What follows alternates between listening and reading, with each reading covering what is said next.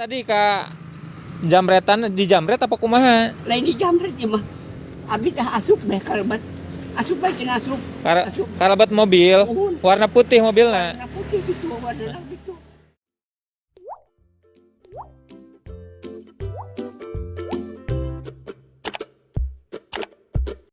Video seorang kakek penjual sapu lidi jadi korban pencopetan viral di media sosial.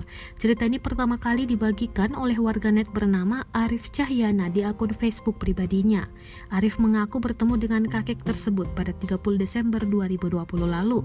Lokasinya berada di sekitaran Kodim, Pandeglang di Jalan Pendidikan Kabupaten Pandeglang, Banten. Katanya kepada Tribun News pada Minggu 3 Januari 2021. Waktu itu Arif secara tidak sengaja melihat seorang kakek berjalan terbungkuk-bungkuk. Pertemuan Arif dengan kakek yang ia panggil dengan sapaan Abah itu bukanlah yang pertama kali. Tanpa ditanya, Abah langsung menceritakan kejadian yang menimpanya. Diketahui, pria berambut putih itu menjadi korban pencopetan oleh orang tak bertanggung jawab. Akibatnya, Abah kehilangan uang sebanyak 400.000.